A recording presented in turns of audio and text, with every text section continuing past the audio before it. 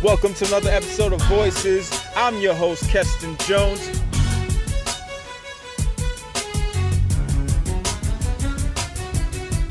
Visionaries offering information with clarity, expertise, and substance.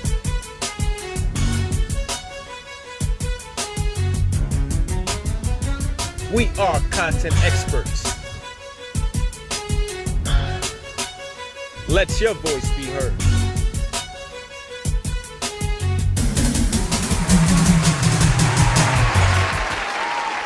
Welcome to another episode of Voices. I'm your host, Keston Jones. Again, Voices, visionaries offering information with clarity, expertise, and substance. And today's guest, Mr. Desmond Seymour. How you doing, brother? Thank you for being here today.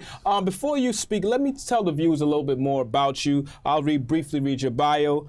Desmond Seymour is the CEO and founder of TechMover, LLC. Mm-hmm. The company provides education services in the areas of health services, health policy, advocacy, STEM education, and technology.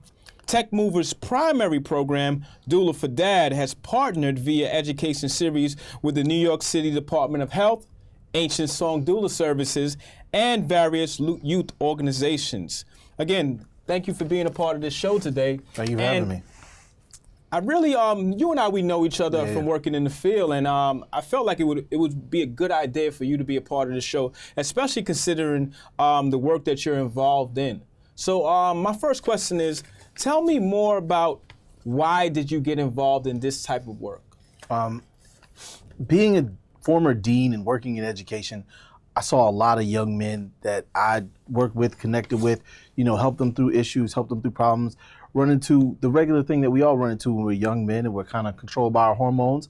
And they had, unexpected or unplanned pregnancies, and really helping them find ways to say, okay, we're going to manage this on the Doulafordad side, but then also encouraging them to get into fields that would provide them the skills that would be necessary to provide for their upcoming family, like looking at working in tech, looking at ways to get into STEM fields, science, technology, engineering, and mathematics.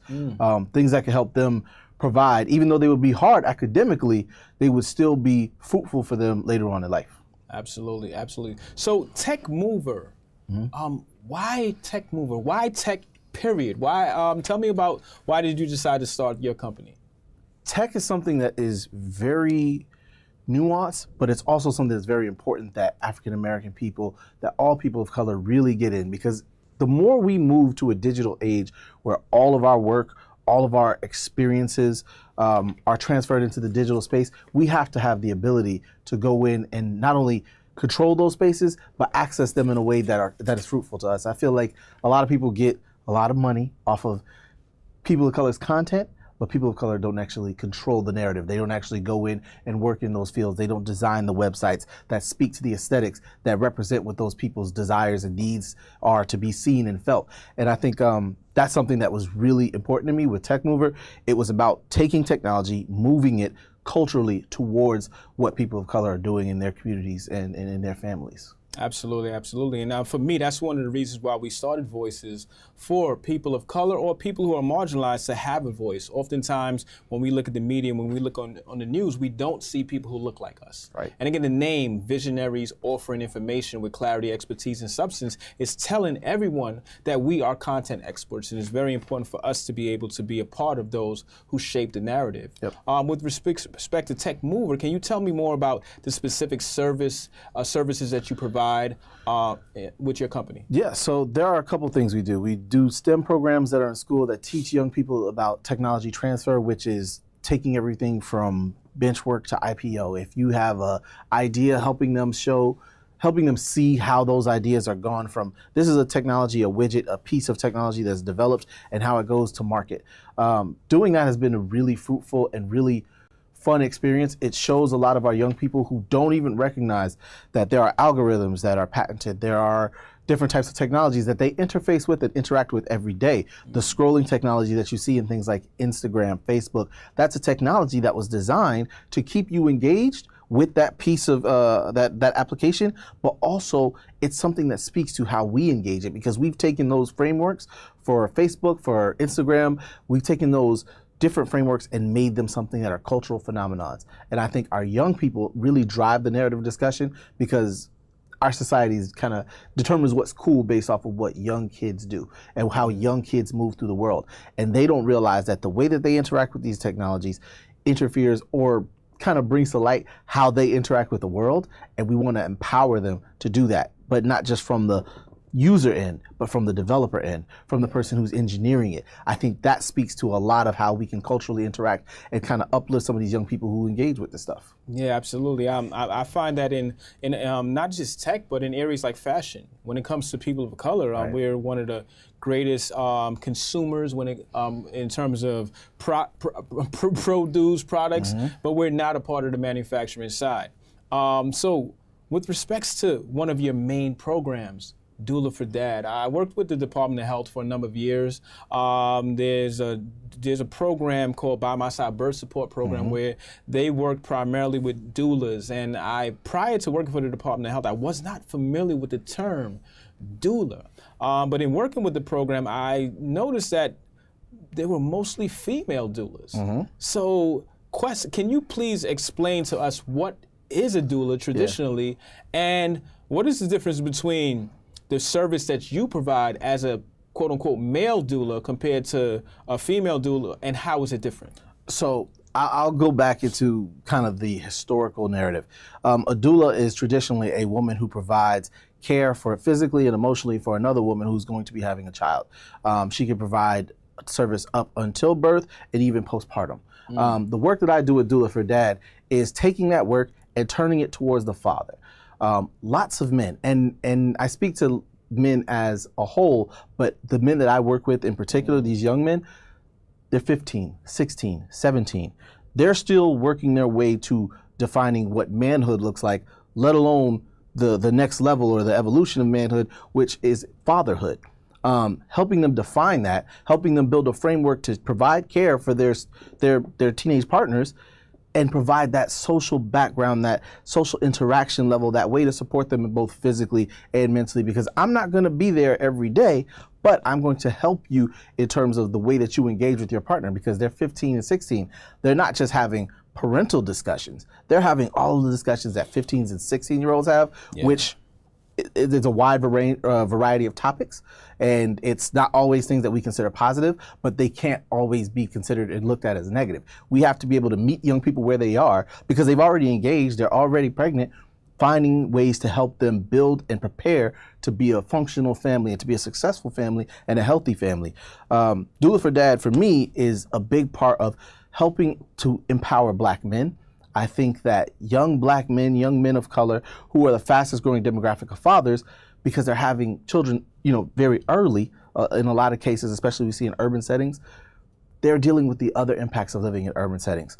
There's a higher rate of infant mortality. There's a lot more that they look at in terms of density, population, housing conditions. I mean, some folks who live in, garden apartments or basement apartments with their families now have your mother, yourself, your brother or sister, and now you potentially have a child on the way. How do you create space for that? How do you create healing space for the mother of your child? How do you create space for that child to grow and be successful in your household while you are still living under your parents' roof?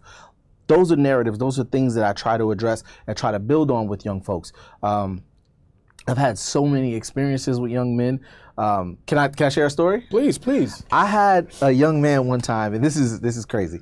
He said, "Hey, Seymour, let me ask you something." And I said, "Hey, what's going on, man?" He's like, "What do I do if my semen is brown?" And I said, "What? Okay. What do you mean?" And I told him, it could be a medical issue. It could be something from the way that you've been practicing sex, whether that be protected or non-protected. It could be allergic reaction. In all of these circumstances, you should go see a doctor. He told me, he was like, "Yo, thank you for talking to me about that." And this is my role as a dean. He didn't want to talk to the school nurse. He wasn't comfortable talking to the principal. He wasn't comfortable talking to the gym teacher. And all these people that, all these people care about our students, but he knew that I was a doula. And he knew that I did work with young men who had children on the way. So he came and asked me, and I gave him my input, and I told him, "Hey, I am not a doctor. I can't diagnose this, but what I can do is tell you these are the potential aspects that you could be looking at, and what you need to do is go see a doctor." And he had waited for like 2 weeks. 2 weeks of that, before he came to somebody. And imagine all the other things that our young men are waiting, even if they're, on the road to fatherhood, they don't know the questions, so they're afraid to ask. They don't want to go into it and invade a woman's space. Giving them an opportunity to do that and working with young men to have those spaces and create that sexual awareness, from health to communicating to external partners to advocating for bodily autonomy, all of those things are important. And I think having men do it, and male identified folks as well, having us do it, iron sharpens iron, and we're able to build each other in a positive and not kind of controlling or negative way. It's a very positive interaction. Yeah, absolutely. I mean, in working primarily in the field of what we know as maternal child health, both of us, in working with families, I think it's important for men to be a part of the discussion. And what I find is that there are not a lot of men in this field. There are not a lot of men in this work, and many of our children, many of the youth in our communities are unaware of how to address some of these health concerns. Some of them are faced with being in schools and in systems and in agencies that are devoid of a male presence. Right. So as a result of that, they may be unwilling to have questions or address it, or even practitioners may be unaware or not culturally competent, or maybe even fearful, dare I say, of working and really talking to this young man about this issue. Absolutely. And I think that's one of the biggest things that I see in working in this field, especially when you look at, you mentioned infant mortality rates. We also are aware of maternal morbidity rates, especially among African American women, especially in lower socioeconomic status and classes. However, even African American women in high income areas are still suffering from higher rates of infant mortality and maternal morbidity. So what I see, and in my opinion, I think it's very important for the husbands, the fathers, the providers, the partners to also be a part of supporting their partners, because it's often looked upon as a lack of health care or inequality, and that's definitely certain as a part of it. But what I also believe is if the father or if the partner is informed about supporting his partner, going to prenatal visits and even helping to cook. Right. To cook a healthy meal simple can also support his partner in this particular area. What do you say about that? One of the things that I wanted to say, you were pointing out to exactly what I'm trying to do. I tell people all the time, you don't have to throw a touchdown. You don't have to do everything. You don't have to deliver the baby yourself. You could have a 3-yard run. You can say, hey, baby, I made us a healthy dinner that we can share tonight, and you don't have to worry about that. That's taken off your plate. I handled that for you. Or, hey, let me give you a massage. I know your lower back is hurting because you're carrying extra weight that your body wasn't carrying 8 months ago. Being able to provide those services and then giving them the skills to advocate for themselves. Black men often, and men of color as well, are seen as threats as they move through society. And most of us, when we go to places, especially like a hospital, you relinquish your power to the doctors and the nurses. You say, hey, I'm not a medical professional. You take care, you tell me what to do. But it is still your body. And I think people have to be educated about their bodies and then be able to advocate. Like, the doctor is a doctor. He sees however X amount of patients a day. You see your partner, your wife, your girlfriend, you see her every day. You know how her body works. You know, hey, we've been practicing breathing in this position. I know this is the most comfortable for her, especially when she's experiencing abdominal pain. Those are things that a doctor, because he's dealing with so many patients, he might have the technical skill, but he can't know what's unique to your partner's body, and you do. And being able to and comfortable to advocate, and when they say, hey, whoa, and they try to portray you as a threat, you can say, wait a minute, no, I'm coming at this from an educated standpoint. I know my partner's body. I want to be here to assist her and to assure that this delivery is as smooth as possible. Giving young men that opportunity and giving all men that opportunity and those skills to do that really creates a better setting for birth. So speaking of being educated, how can you become a doula? What is the training involved for men and women, might I add, to become a doula and be aware of this, in some cases, definitely ancient art that has been done for centuries? So I went to HSong Doula Services. I worked with Chanel. She was wonderful in helping me develop my skills, cultivate my skills. I went into that process knowing that, hey, I'm a man and I have a master's degree in biotechnology, but I don't want you to think that I'm coming in here like I know everything. I'm coming in here humbly. And as a man, I mean, everyone got nicknames. And I remember they gave me, they're like, your nickname is XY because you're the only man in here. So I was like, all right, cool, I'll do it. And it was fun, but it built community.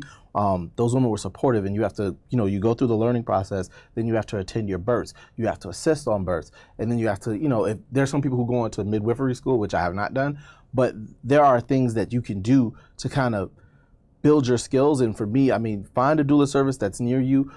There's Doula, which is, a large national organization, but there are tons of local organizations wherever most people are, especially here in New York. There are several services. And I think those are the things that help, because your doulas are usually in your community. And what I'm trying to do with Doulafordad is build it as something that's here in New York, but then I want it to be something that's national. I want it to be a place where young men can come and discuss ideas. Maybe we have forums on the app, or something like that, where men can feel that type of support, because it is hard to know, especially, and I'm speaking from the kind of the aspect of working with young men. When you're 15, 16, 17, 18, and don't get me wrong, just because you turn 18 doesn't mean, okay, you're financially set, you can vote, you're a man now. No, life is still hard after 18. Absolutely. And especially preparing to bring another life into the world is hard.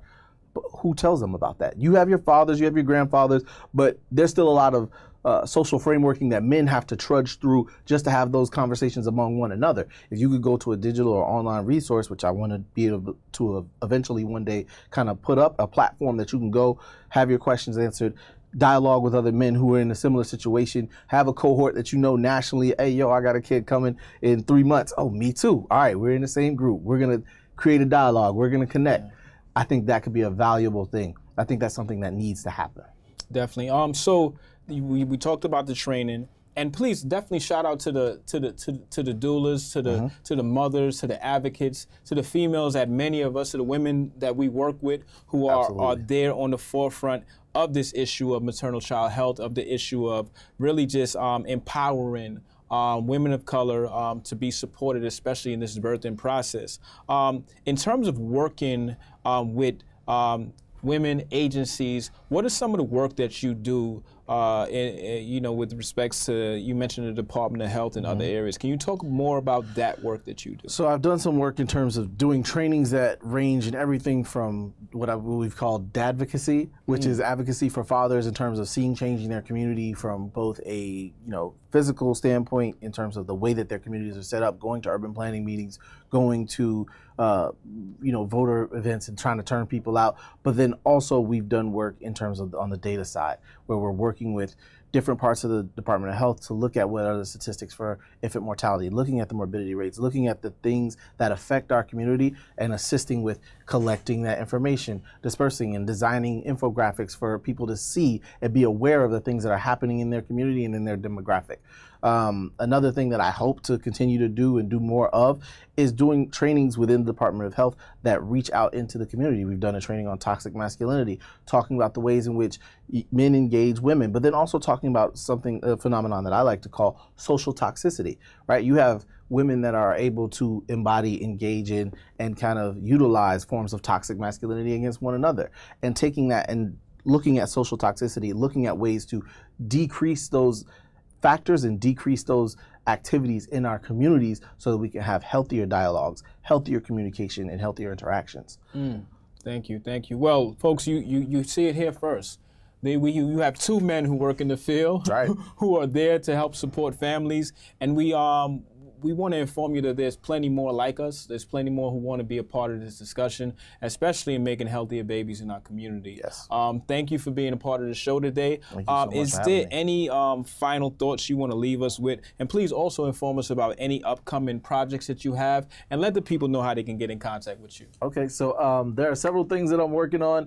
I'm revamping the Doulafordad website, but if you are looking for me, you can find me there, doulafordad.com, or you can reach out to me at info@doulafordad.com, or D Seymour, that's DSEYMOUR @doulafordad.com.